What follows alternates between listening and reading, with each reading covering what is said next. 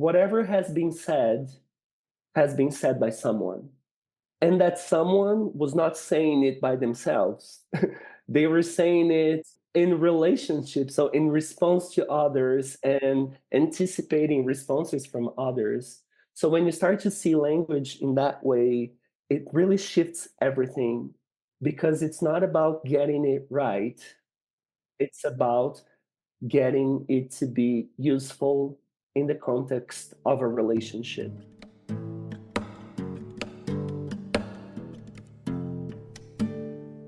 Hello and welcome to Stories Lived, Stories Told, a dialogue-driven podcast exploring how to create better social worlds through better communication. I'm Abby, and today I invite you to join me in conversation with Pedro Martins as we take a communication perspective on researching and practicing therapy as social construction. To take a communication perspective is to consider what we're making and how we're making it through our communication practices.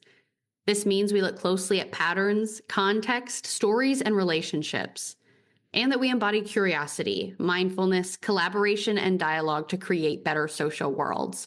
So, whether the topic of today's conversation is familiar to you or not, the hope is that using a communication perspective will reveal new ways of seeing and being for all of us. At the top of the episode, you heard our conversation partner today, Pedro Martins. Pedro is a Brazilian psychologist. He obtained his doctoral and master's degree at the University of São Paulo. He is interested in the practice of therapy as social construction in different contexts. And his main goal is to create generative conversational resources that bridge academic and practical knowledge. He works as a clinical psychologist in his private practice, and his research focuses on the workings of therapeutic conversation, particularly aiming to expand traditional individual practices towards more socially and relationally sensitive ones. This is the point where I will direct you to the show notes to check out some links that will connect you with Pedro's work. He has written a lot of great things, and you can also find him on Instagram, where he shares some great knowledge as well. You may remember at the end of last year, one of the conversations I had was with Sheila McNamee, co-founder of the Taos Institute. And Pedro is someone that I got connected with through her. So this is a kind of continuation of that conversation in some ways, or it builds on it at least, as we continue to talk about social or relational construction as a perspective, as one option for one way of being and making meaning in the world. And I just find this so compelling. So I'm really excited to share this conversation with you today. And let's just do it. Let's begin the conversation with Pedro.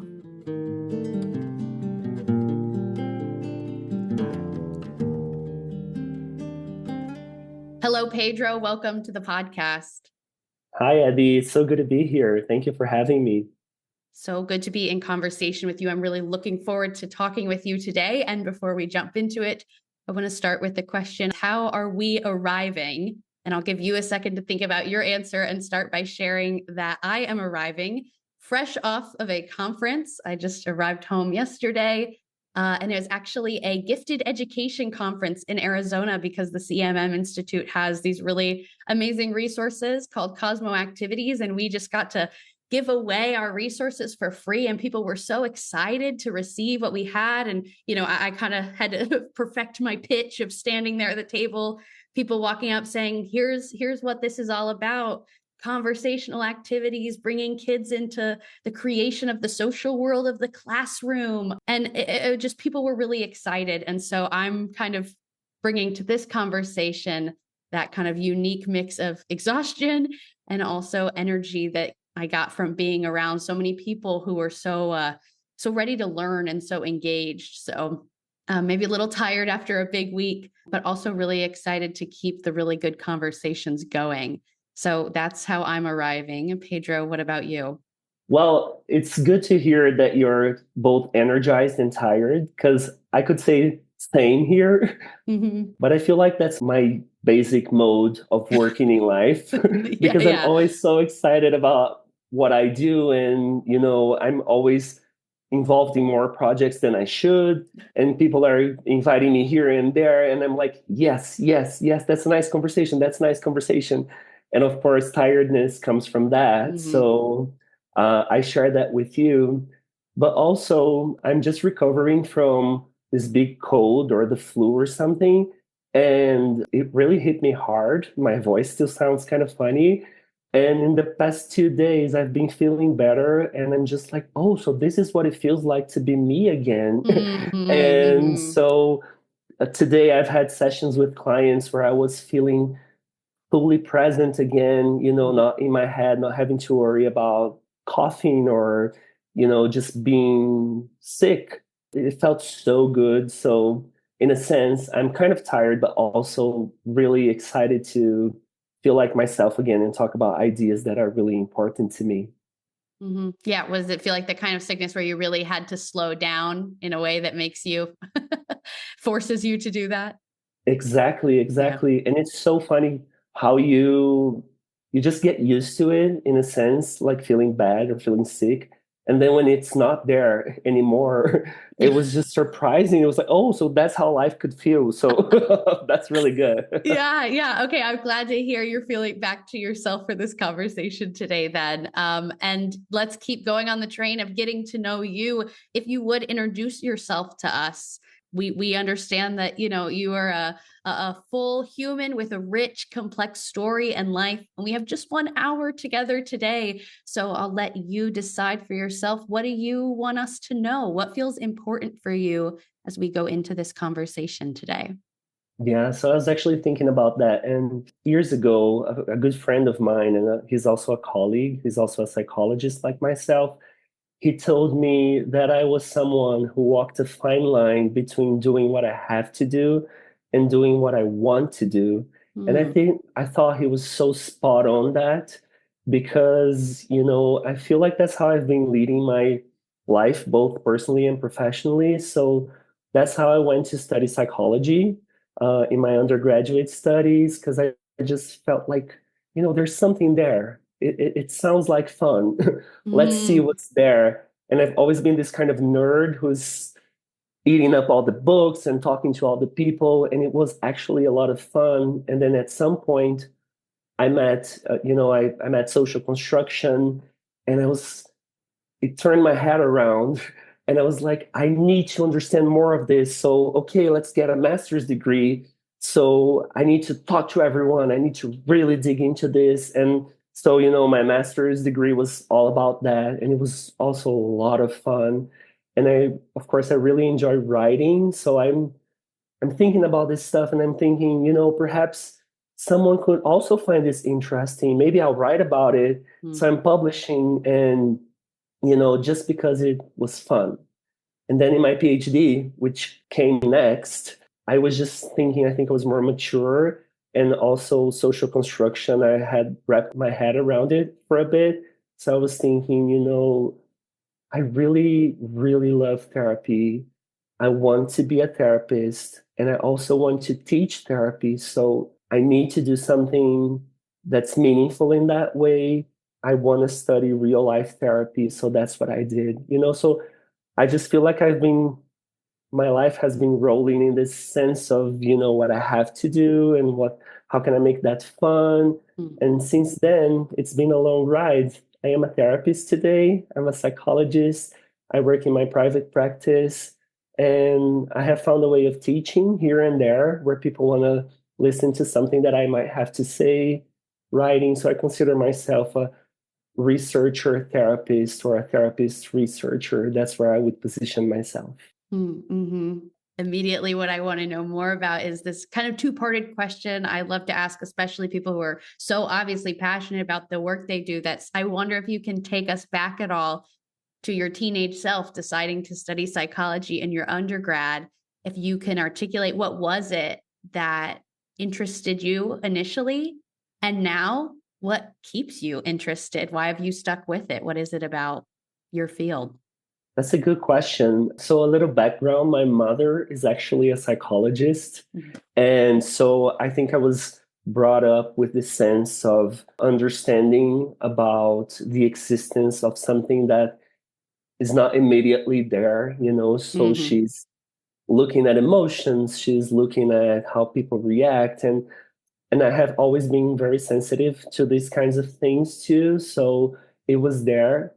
And in Brazil, it works a little different than in America. So you don't just go into your undergraduate studies and then you decide. You have to decide beforehand. Okay. So in my high school, I already knew that psychology was what I was going to do. It was a no-brainer. I didn't have to go through much thought. There was a point where I was considering journalism as well. And today, looking backwards, I see that it has a lot to do with how I see psychology right now, which is it's all about stories, right? Yeah. So, in a way or another, I was interested in stories, in how people tell stories, what kinds of stories, impact people's lives. So I think I could have done that as a journalist or as a psychologist, but that's where life took me. And that's where I see it, like really trying to create better stories in the world, like you do in CMM, right? Yeah, exactly it. And how about now? What keeps you in this field? Well, I will often say that whenever I'm talking to a client who might be an individual, a couple, or a family, maybe a company, sometimes a school, the Pedro that goes there is the best version of myself. Mm, So I really like who I become when I am practicing, which is this very curious person. I am so curious to learn more about another person's experience.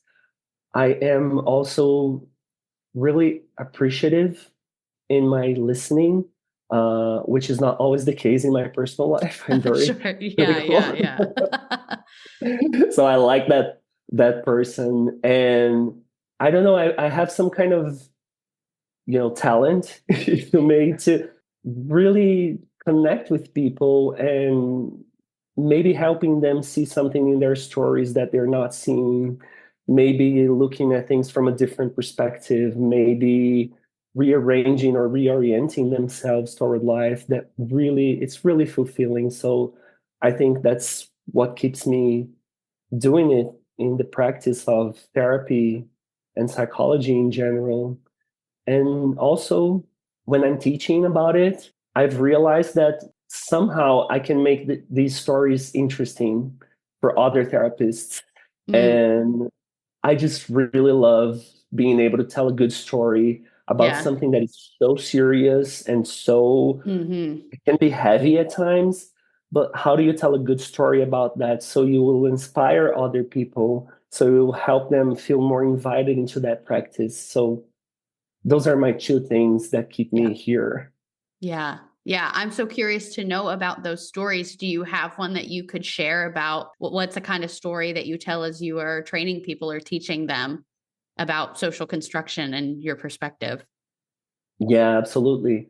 So, when I was being trained as a therapist, there were these theoretical texts, right, that would dig into concepts and stuff, and really important texts. And also there were these research texts which would say, so this is how therapy should be done, this is how it works, and etc. And they were really helpful, obviously, but at times it was so boring because for some Yeah. right, it doesn't really capture the richness and the aliveness of real life interaction. Hmm. Uh, so that's something that's stuck with me for a long time. And I was often thinking, you know, this is not at all how I feel when I'm with someone, when I'm Mm, practicing. yeah. And so I decided to start trying to tell stories about how practice goes that would feel more alive, more like would capture the colors of what Yeah. actual interaction feels like. And so I think that's one point. And then the other was in this world of research and also practice, there is this thing where you just tell the stories that went fine. So Hmm. this is this is how it works. I was perfect here, and things just sound so magical. And it's like, oh, one intervention and everything has changed. And obviously, that's not how it works Right. in real life. And so I started to tell stories about how, fucked up things could be. Yeah. Like how I was stuck in a conversation and I didn't know what to do. Mm. And how, sometimes I would just say something and then immediately go, oh my God, that I should not have said that. And that really resonated with other professionals, especially young people who were second guessing themselves, who were feeling like, I'm not practicing correctly. I have to hide that from my supervisor because they're going to think I'm not a good therapist. And so, just telling these stories where you messed up or actually where you just become a human, I Yes. think that really, really, really made a difference. And it really connected with people. So that's what I've been trying to do. That's so beautiful. And, I know that you being familiar with CMM will recognize the very name of this podcast being a reference to the loop model.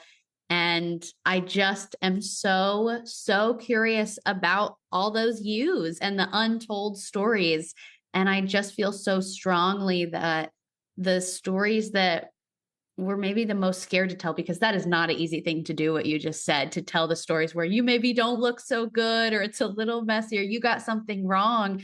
That's really hard to tell. But I think those are the stories we most need to hear. So I absolutely believe and can kind of put myself in the shoes of the people you say you work with and what it maybe meant to them to hear those stories in a space where those are not the main stories that are being told. And so I just think that's probably something really, really meaningful that you've added into the space as far as telling these previously untold stories in a way that empowers other people to do the same. It's just like, seems like the center of a huge ripple effect. Absolutely. I'm going to share one of those stories with you, if that's Yeah, okay. please, please. Because I just realized that's how I first stumbled upon this understanding that telling the stories that are not told, the things that went wrong, was really powerful. So, right after I graduated, I was starting my master's degree, and I went into this family. There was a family who we were seeing in a hospital, which I was part of. And my supervisor was with me, and she just said, we're going to be on a reflecting team. So if you want to join, that's fine. You don't really have to say much, just, and the reflecting team. It's kind of this thing in family therapy where you create positions of some people are talking while other people are in a position of just listening, and they have the right to listen. And then we shift Okay. positions, and Yeah. then someone's listening to what we were reflecting on the previous conversation. So it's really a way to expand meanings and, sort of try to create multiple understandings of the same situation. So there I am. It's my first time ever with a family. My supervisor is with me in that reflecting team. And then there's this family, this couple actually, who are talking to these therapists. And it's a really, really difficult life that they've had. He had a diagnosis of bipolar humor disorder. So he had this really intense depressive crisis and then really intensive euphoric phases. He would sell the house, he would crash cars. So there was all sorts of things. But that day, that particular day, the family was talking about how things had been better for a while and how grateful they were for that. So when they invited us in the reflecting team to reflect on that, my supervisor started and she made comments about some stuff. I don't even remember because I was so nervous. I was just thinking, what am I going to say? What am I going to say? Right. And then when she said, okay, do you want to share something? I just go, I was listening to this as a story of a family who has survived and maybe thrived. And it's so beautiful to see how, how that shifted over years, even with, everything that's happened. So it's a small comment. Nobody said anything about it. And that was fine. But then in the end of that, one of the therapists who were in the room, she was so mad at me. She was saying that I was spinning the story and that the guy was a horrible guy and, all these horrible things, which were not untrue. It was a really harsh story. But she was saying you were spinning it, you were saying all these appreciative stuff and you should not have. And I felt so bad. And even though everybody else was like defending me, it was my first time and I was feeling awful, right? Okay. So I'm dealing with that. And then a couple of months later, I'm interviewing the woman from that couple. And I'm asking her, about her experience in the hospital. And one of the questions that I ask is, did you have an arresting moment here or a very remarkable moment? And then for my surprise, she goes, well, do you remember that day when you were part of it?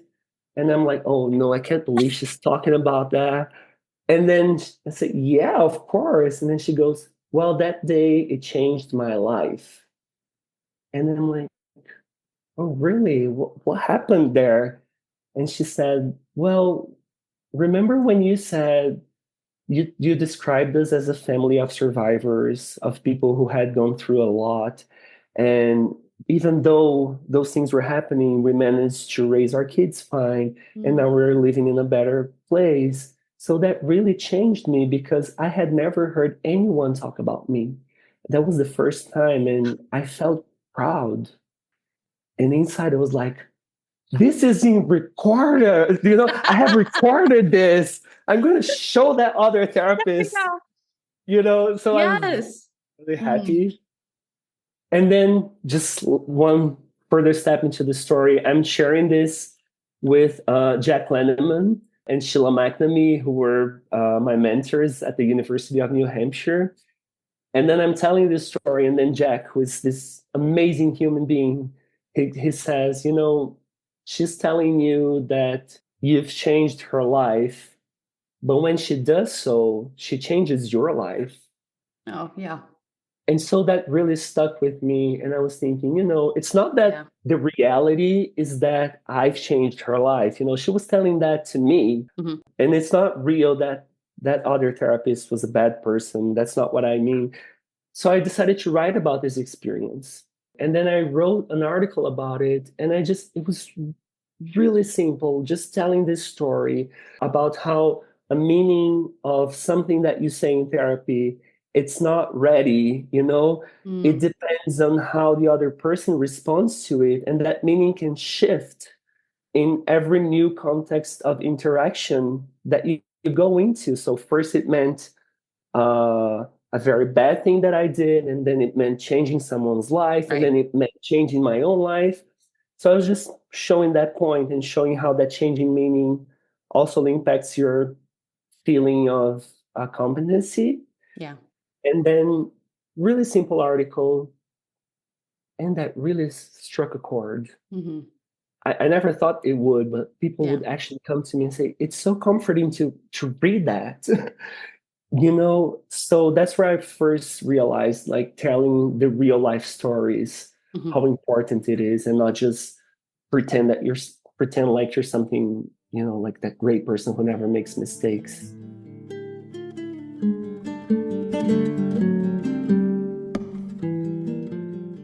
I think it's so important, like you said, to say that it was another therapist, I think you said, who critiqued you originally, that person is not wrong or bad, but it sounds very much like they did not have a perspective that was rooted in social construction, because they were saying, this is the meaning of what the story we're hearing.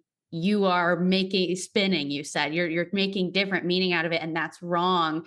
But a social constructionist, a CMM, a communication perspective would acknowledge what you learned along the way then, that no, there's a lot of different meaning to be made. And so I maybe use stories kind of broadly because I see a number of stories in what you're saying, that the people that you are working with have their own story and have been told a story in the maybe work that they've done with other therapists. You offered them a new story, not even knowing that it was a new story or that you were, going to have that effect in what you said. And then, like you said, her coming back to you changes your story. So I'm just so curious about this interplay of the stories and how they happen relationally. And I know that you've written about this kind of idea that language I pulled right from an article you wrote is language is not representative, but constitutive. And I just feel that so strongly. And I wonder if you could speak more to your experience of that and maybe get into a little bit what that means, just to not take that for granted. Yeah, absolutely. So I think that's one of the basic ideas of social construction, right? We take for granted that language is a mirror of the world. So Mm, whenever I'm trying to describe something, I have to get the right language for it. And so the right language is one that's clear, it's one that's true, hmm and it's one that's absolutely, there's no second guessing there. So that's a representation. So it could either represent objects in the world or internal feelings. So, how are you feeling? And then you have to get the right words. Yeah. That's the traditional view of language. And of course, social construction and CMM are going to see it differently, right? We understand language as a social device, one that's actually an action in a relationship. Mm, So whenever I'm describing something, I am stepping into a kind of discourse, but I could step into a different kind of discourse that's always a choice. And if I language something one way, it's not an accurate representation of something that's out there. I am hmm actually creating that something as I describe it. And so it sounds confusing at first, but also it's so liberating because you start to realize that the world, first of all, it's multiple. hmm And second, it is made by people. So whatever has been said by someone. hmm And that someone was not saying it by themselves.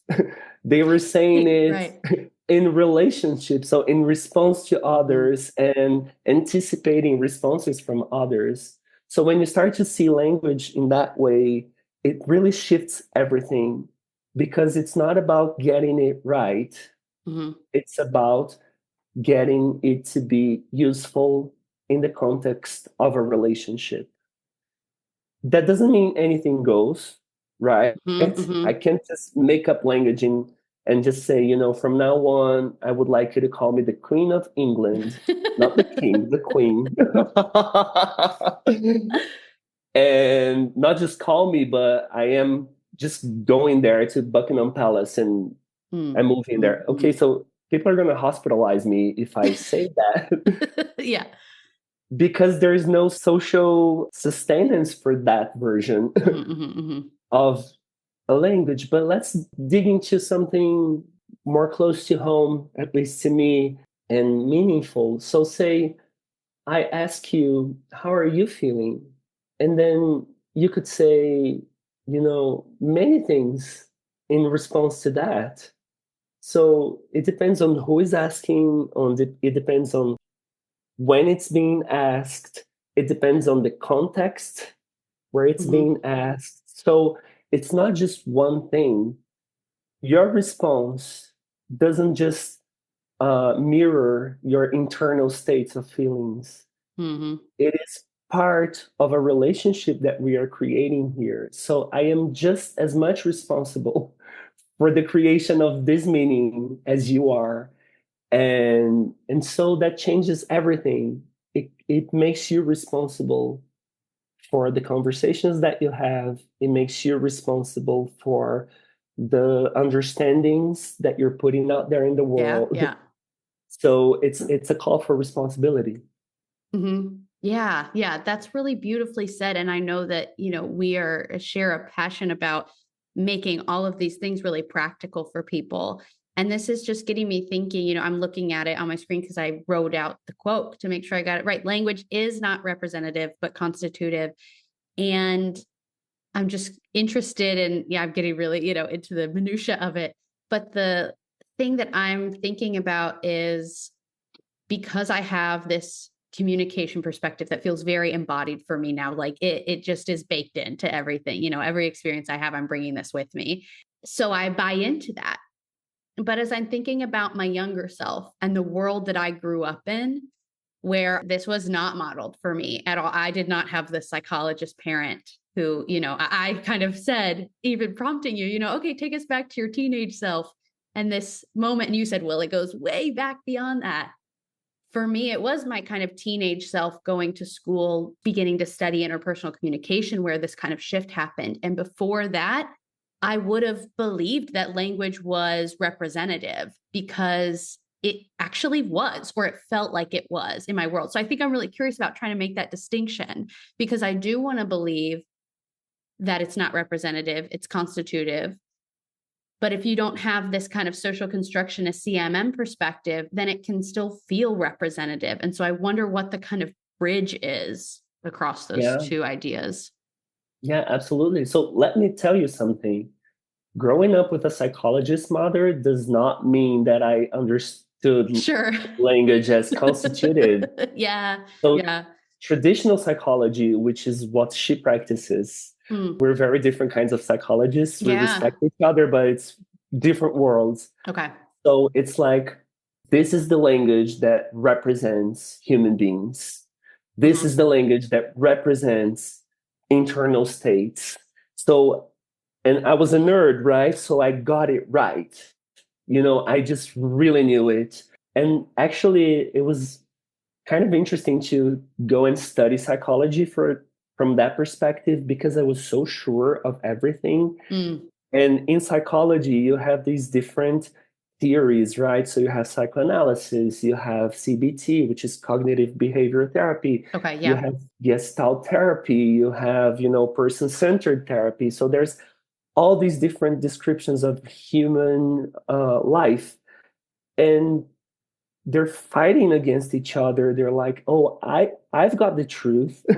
So the unconsciousness, it exists. I can prove it. Look at here. And then CBT goes, no, there's no unconsciousness. There's just something that's outside your conscious perspective right now, where you're focusing. And, so it's really different. And there's this ongoing war that goes on forever. And I just went into that battle, like, ready to defend my mother's position. Because I had grown up with that. I knew exactly what the truth was. And so I'm studying these other things, and I'm very skeptical about all of them. And I'm just thinking, this is why you're wrong. And then, oh, this is why you're wrong. And that's when I meet this professor. His name is Emerson Rasera. He is my co-author with Sheila McNamee of the book Practicing Therapy as Social Construction. And then he was different from everything that I had seen before. He was coming from a social constructionist perspective. And when somebody would say something in the lines of truth, instead of just saying, no, that's not how it is, this is how it is in my perspective, he would just be very curious about it. And he would just ask questions from within that kind of discourse to make us not take it for granted. And he did it with me. And I remember thinking, this man sounds completely crazy.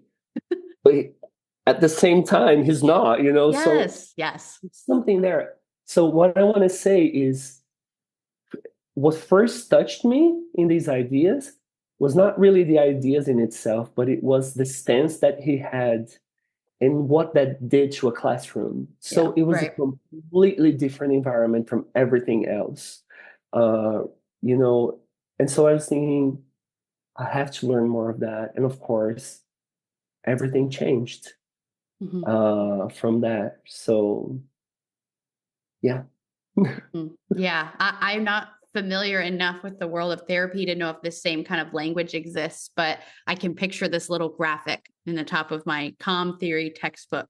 Each chapter was its own theory, and there was this little graphic that showed you where on this scale this theory fell, and the scale was objective to interpretive. So I don't know if theories are kind of categorized in the same way in your field, but CMM is obviously more interpretive. But how I remember, at least the definition, the distinction between those two is in terms of truths. And so this is what made me think about it as you were using this language of truth, that, interpretive would subscribe to this idea of pluralistic truths. It's the little t truths. Each of us have our own or have multiple within ourselves. And it is more like something we create, whereas the objective perspective is interested in the capital T truth that is somewhere out there to be found. And so that's kind of the distinction that I hold in my head. And definitely, obviously, working with CMM, feel much more on the interpretive side. And I, could exchange the word truths for stories. And so it just does feel so important to me to hold that space for all of our own little T truths, all of our own stories, and to learn, because I think maybe both of our different but similar experiences are reflecting that it is for many people something to be learned, that these stories can coexist with each other and that you can approach them with curiosity like your teacher did, in a way that you can kind of pick up on and feel the difference of. Yeah, absolutely. Absolutely. I think there's just one thing that seems a little different from what you had described in communication as opposed to psychology, which is usually the people who are more open in the field of psychology, they will consider that different theories are grasping different parts of the big T truth. So I am seeing this part of the truth, and then you're seeing that part of the truth, and then you're seeing the other part of the truth. And that's not really what social construction or CMM is saying, right? We're saying, whenever you describe something, you are creating a kind of truth, a small T kind of truth. So I think that in psychology, the worst version of that is mine is right, yours is wrong, you must be destroyed. Yes. The good version of it is, we are talking about different parts of the truth and we can coexist. And then to me, particularly from a social constructionist perspective, the better version of it is, and of course it's just one version, right? Yep, just one Which version. is, we are telling different stories about life. And some of these stories help us see some things and others, and close our views to other things, and other stories let us see different things. And so how can we move around these different stories, knowing that they're just stories, and knowing that they may help us talk to people or talk with people? So that's my perspective, I think. But if you're coming from a position of truth, it really bugs you to have someone tell you, okay, that is true, but in perspective. People really like to have the true truth, Yeah. There's this exercise. Can I share a story? Please. There's this exercise that I like to do with people I'm training, which is I take this snippet of a therapy session. So I position them in different places and I say, you're going to be the psychoanalysts, you're going to be the CBT people, you're going to be the, social Marxist theory people, you're going to be whatever, so different positions. And then I show them the same clip from a therapy session. And from each position, they have to answer what's going on there. And it's the same conversation, right? Yeah. Completely different interpretations of it. So if you're coming from a psychoanalytic perspective, you're going to be looking for the unconscious elements that are splitting out in conversation, and that looks real. That becomes real to you because you have a language for that, and you're describing what's going on in that way. And then you listen to someone coming from a Marxist position, and they're saying something completely different. They're talking about the historic conditions, the concrete conditions that create that kind of dilemma that the person's going through. And then someone else is talking about CBT, and they're talking about beliefs and the behaviors that come from that. So it's the same thing. Yep. Very different realities. And so instead of approaching that from a perspective of which one is better, or which one is the real reality, the true truth. Mm-hmm. My approach is what happens to the world when you describe it in those terms? What do what does that story help you see? Mm-hmm. What does that inspire you to do with these people? Mm-hmm. Do you like the effects of that? Who's gaining something from that? Who's losing something from that? And then I go Mm-hmm. around with the different perspectives, and what you have is like this multitude of possibilities. So instead of just closing them down, I'm inviting people to reflect on the effect of what they are doing. And, I just think that's really beautiful. It's really beautiful. Mm-hmm. Yeah, the CMM-ish question that I've reflected on a lot lately is just, what are we making? And Mm-hmm. have, known about this question and have maybe grasped more tightly to different parts of the theory throughout my practice of it. But really recently, that question has kind of come to the forefront for me, where it's like, I'll find myself in an interaction and I'm thinking, what are we making here? Or in thinking about how am I about to respond to this? I'm like, well, what do I want to make here? And I just think that question is so, so helpful. And what you're demonstrating in the story is so different from other ways of being that have maybe been modeled for us. I'm curious to know more from you about, for maybe, those of us who are not as intimately familiar with all these different kind of approaches, what is a social constructionist lens to therapy offering? What is it doing? What is it making that other perspectives are not? Or what does it add? Yeah, absolutely. Can I just say before answering your Mm-hmm. question that I really like that CMM Yeah. question of what are we making, and also the question that follows from that, which is how could we make it differently, or how Yes. could we make it in a better way? Yeah.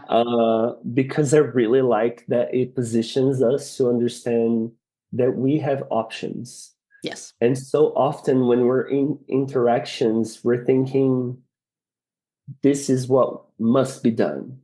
So if so and so say X, Yeah. then I must respond Y. That's my only option. Uh, and I just think that's so limiting. And I really Mm-hmm. like that when you're reflecting that you're part of what's being created, of what we're making, it could be made differently.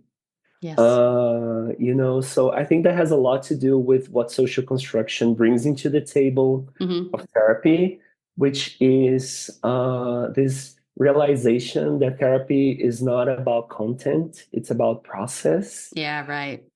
And that may sound weird at first because people get into the world of therapy really trying to understand what's going on inside people's heads. But instead, from a social constructionist perspective, there's this quote from John Schotter, who was a social psychologist, who will say, don't ask what's going on inside people's heads. Ask inside of what people's heads go on. Mm. Yeah, it's that's a great, great reframing. it's really interesting, and it's hard to say, but I Yeah, like the I way won't he make you frames say it it. again. People could go back 15 seconds and listen to it again.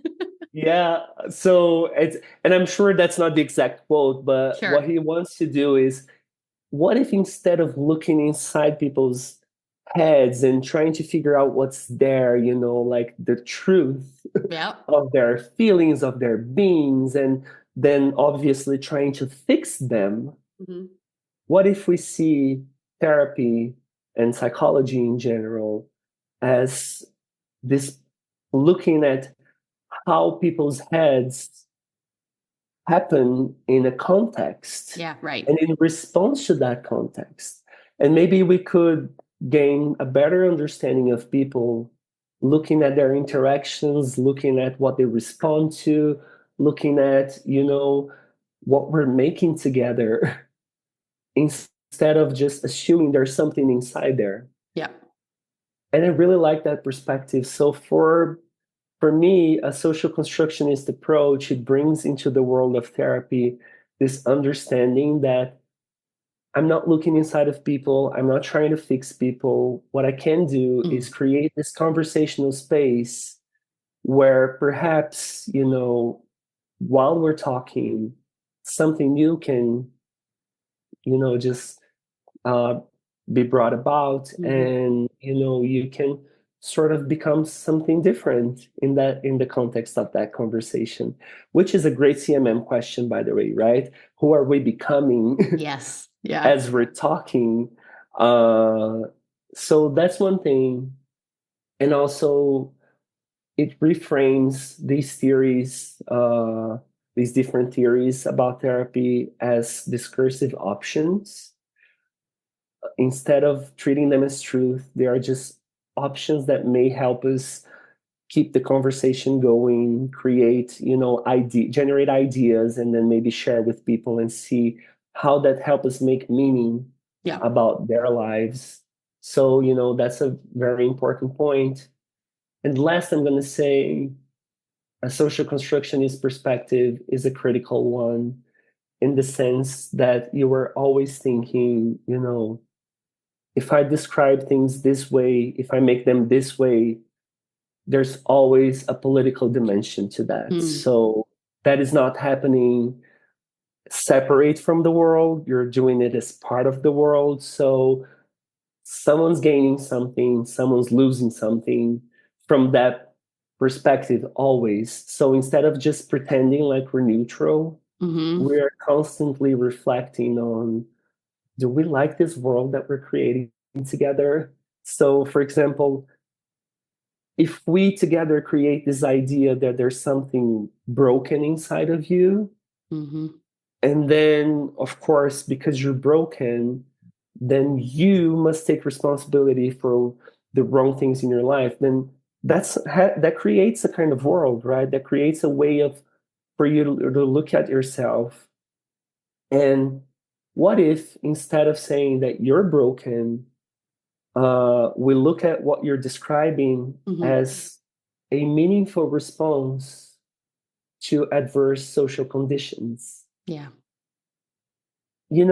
It changes everything. And I'm not saying that one is right and the other one is wrong. I'm just posing the question, what happens to the world? What happens to you? What happens to me when you understand things in one way or in the other way? So we're constantly reflecting on that, and I really appreciate that political and social dimension of social construction.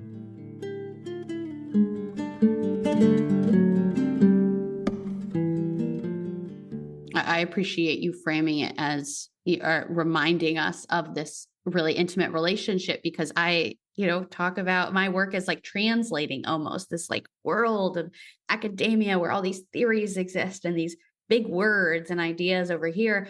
And then kind of the everyday life over here, I feel like I'm translating, but those two are not entirely isolated from each other. And I know you talk about research as practice, and this relates, trying to, a lot of what your work seems to be about, but reframing this relationship between research and practice. And so I'm curious if there's any kind of story you could tell as a way for us to really understand this distinction between what's created, focusing on content outcomes versus focusing on the process. Is there any stories or experiences you've had in doing research that has, really drilled this down for you and made this something you believe? I think that the first response to that would be something that I have never done myself, which is action research, which is where researchers really come from that perspective of understanding that the questions that they're asking and their process of researching, it can directly impact the people that they're researching about. Yeah, right. And I'm doing air quotes here, right? Because they're actually researching with, and they realize that there are pragmatic implications of going into a community or talking to people. And, so the questions that you ask frame these people in a kind of way. And do we like that frame? Do people like that frame?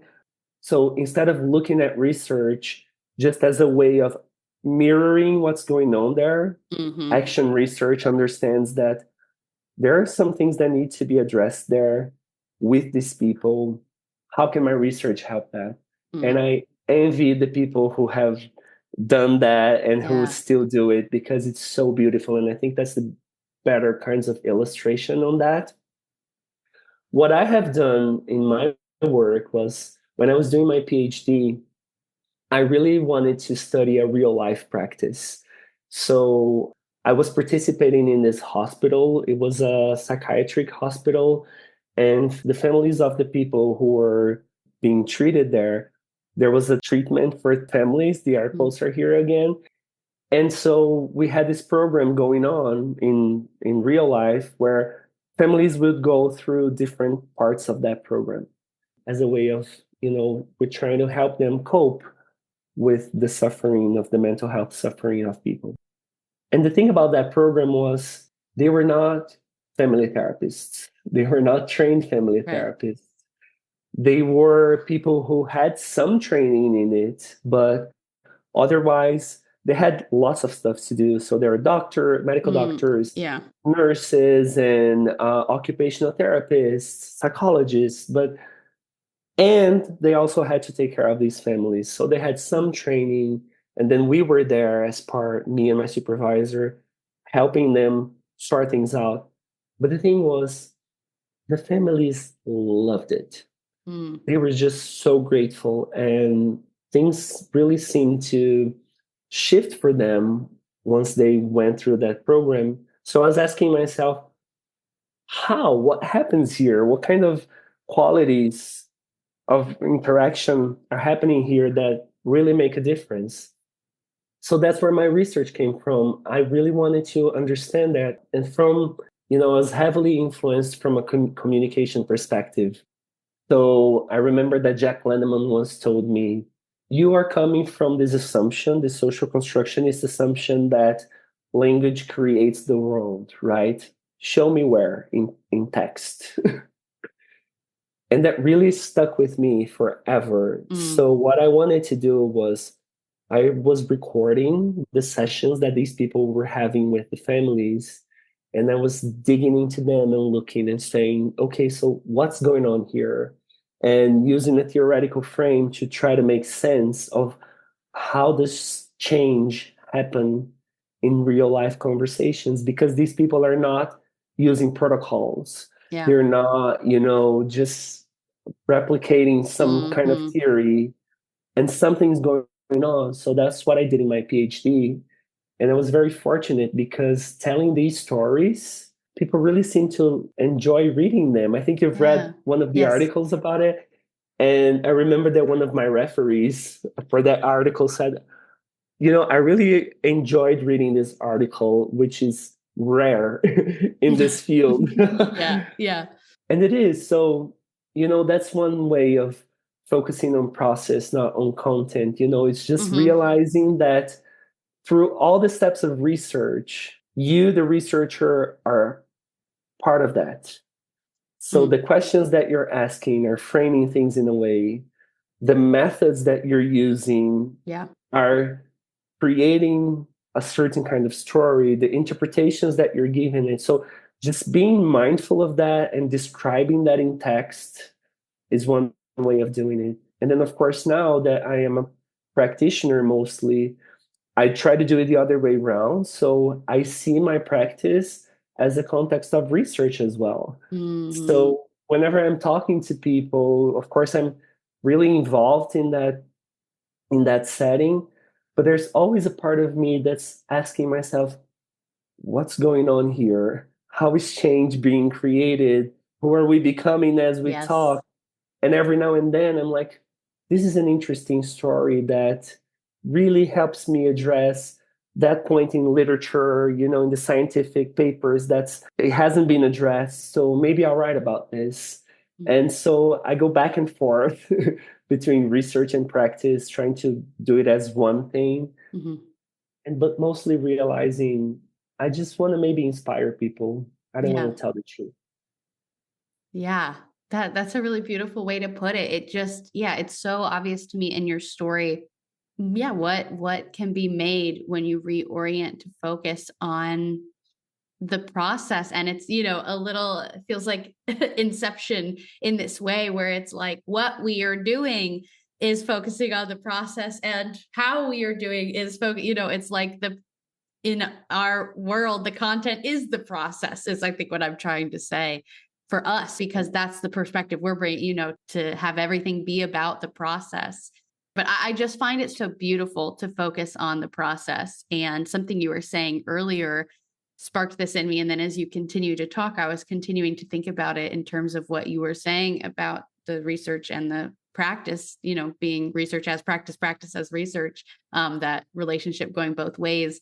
I referenced at the top of our conversation that I just spent my week at a gifted education conference, and I found it so exciting to get to be in conversation with these educators who, what was being reflected back to me about what was so great about the resources we have, because what we were giving away, we had these physical copies of Cosmo Kids and Cosmo Tweens and their conversational activities and its scenarios that Kim and Merritt are the ones who originally created these with a huge team, a decade ago. And they worked with kids and said, what do you experience in your little kid's social world? And so that's all the scenarios come from what kids said they actually experienced.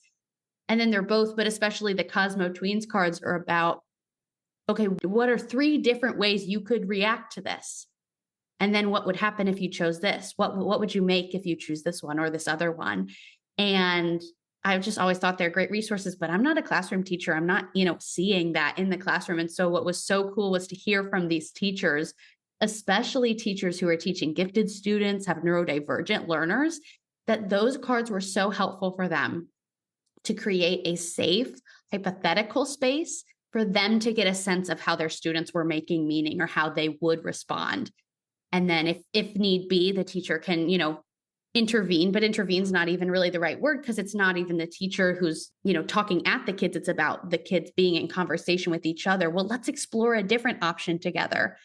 And it's just reflected back to me how important that was and what a shift that is in terms of the process, because one of the teachers that presented about these activities for us was saying, how much do you talk to your kids? And she's kind of referencing maybe you're a parent or as a teacher, how much of what you say to your kids is a directive, is do this, go clean your room, pick that up, go over here. She's like, that doesn't actually count as conversation. And I was like, oh, wow, that really unlocked something for me. So this different way of being that is conversational, that is bringing even kids into the conversation and saying, well, what do you want to make? Or what do you think? Like, what a big gift that is, not just in this context for kids, but for any of us to be brought into that conversation and get to share our story, get to share our little T truth about what we want to create.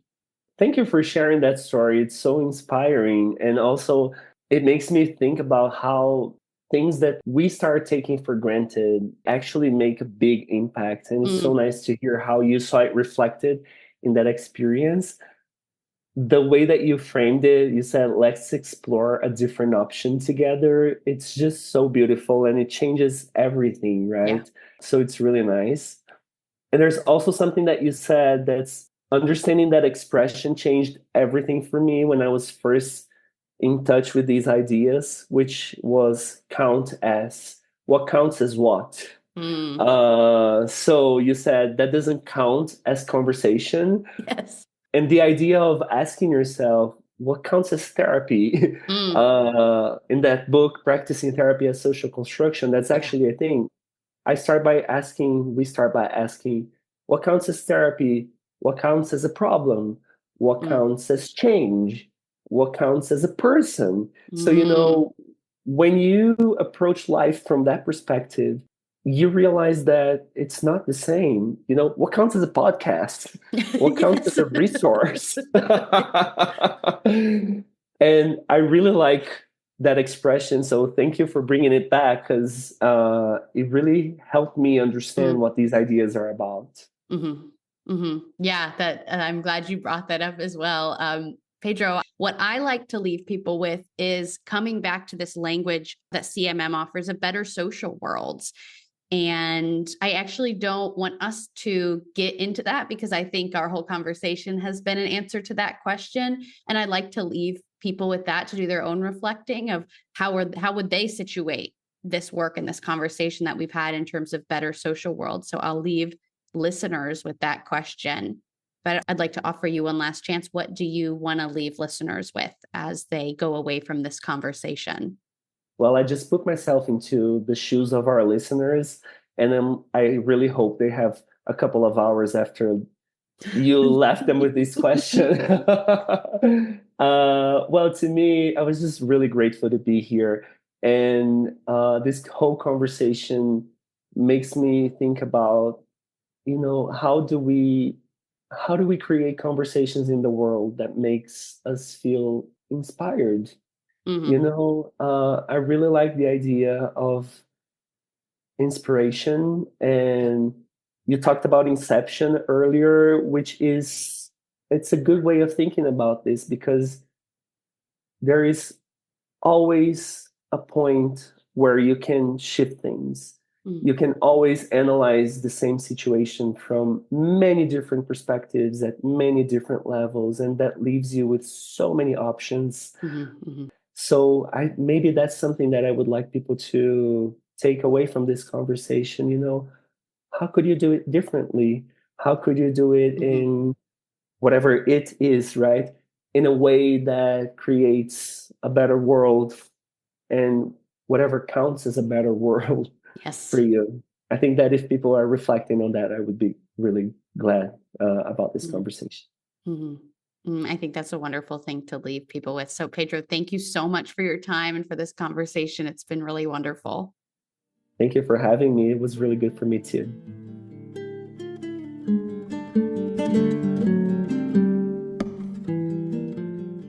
Okay, that is all for today's episode. But remember, the conversation doesn't stop just because the episode does.